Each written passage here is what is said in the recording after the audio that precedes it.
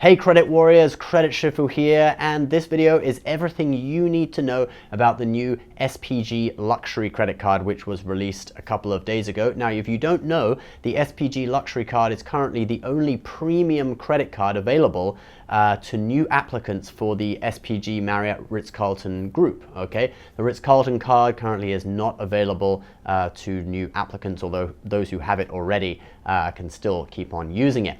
So first things first, let's talk about the sign-up bonus on this new card, which is 100,000 SPG points, or they're just called points now, and basically you can transfer them to Marriott, or you can combine your accounts, and then the points balance will just be pooled, and they'll just be called points. So these points, it's the new points currency, so that it's not 100,000 of the old SPG points, which were worth about 2.7 cents a piece, okay? It's only worth a third of that. So if you're calculating in the old SPG points, this 100,000 points bonus is worth 33,000 of the old SPG points, which is still close to the historic high sign-up bonus for the old SPG, the $95 SPG credit card from Amex. The historic high bonus for that was 35,000 points. The regular bonus was 25,000. So it is still considered a high bonus.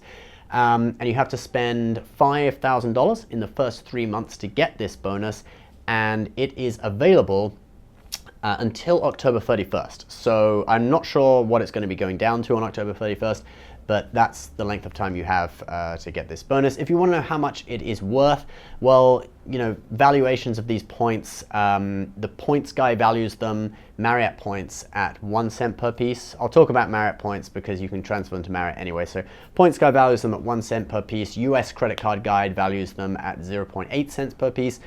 So if we're going for the 1 cent per piece valuation, the bonus is actually worth $1,000. I was going to say $100,000, but that would be amazing, wouldn't it? So anyway, the bonus is worth $1,000. Or perhaps just below, depending on how much value you can get out of the points. Also, there is another thing to talk about with this, is that there are some new regulations kicking in on the 26th, which is tomorrow. So for some people who have had the Marriott cards or the Ritz-Carlton card, you may actually only be able to apply for this card today and get the bonus. If you apply for it tomorrow, once the new regulations have kicked in, you won't be able to get the bonus. I'll just go through who these people are. So you are ineligible for the bonus as of August 26th if you have had any of the following. So the Ritz-Carlton card in the last 30 days. If you have had it in the last 30 days, even if you've closed it now.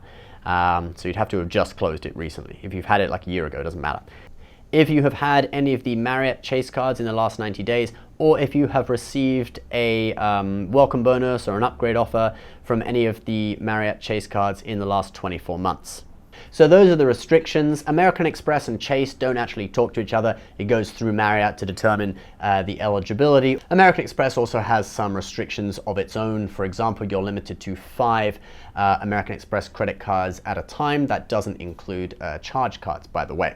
All right, now let's look at the points earning and all that good stuff. So you earn 6 points per dollar for spending at Marriott, SPG, Ritz-Carlton, etc. You earn 3 points per dollar at restaurants and also for flights booked directly with airlines, and you earn 2 points per dollar on everything else. So reasonably good point earning, although if you compare it even to the old SPG card, basically the bonus category of 3 points per dollar on restaurants and airlines, that's kind of like the same as what the old SPG card used to earn on everything. So yeah. All right, so let's look at some of the perks. So you get a $300 statement credit for participating Marriott SPG hotels, etc. You get a TSA PreCheck / global entry credit, which is worth up to $100. You're only going to use that, you know, in the first year, and when you renew it several years down the line, so you won't get that every year. You get Priority Pass Select membership, and this is a full membership with you know, unlimited visits for the primary card holder. I believe you get guests too. It's not like one of those where you get like 10 passes per year, or you know, a limited amount. And so that's a great perk. That's worth $400 if you were going to pay for it. Although in reality, I don't think anyone really pays for Priority Pass Select. Most people get it through a credit card, and if they had to pay for it, they'd probably seriously weigh up whether it was worth it or not. You get an annual free night award on your card's anniversary, so you don't get it when you just open the card, but once you renew the second year, you'll get it. And this is for a property for up to 50,000 points. So at normal rates, it could be a Category 6 property, and off-peak rate, it could be a Category 7 property, which at the moment is the second highest level of, property. So you can stay in some reasonably luxury hotels with this. You get automatic gold status with this card, which will get you things like speedy check-in, free upgrades, etc. You can get platinum status by spending $75,000 in a year. That's quite a lot, to be honest. I think it would be easier to get it through staying nights in hotels. You get Boingo Wi-Fi, which is pretty cool, although you do get that with the lower level SPG card from Amex as well. And in 2019, you'll be getting 15 nights for the upgrading status. So guys, what do I think of this new card? Well, I would say this card is definitely, it's a great offering. You get a lot of value out of it. I mean, the $300 credit plus the Priority Pass membership, the 50,000 point free night award every year.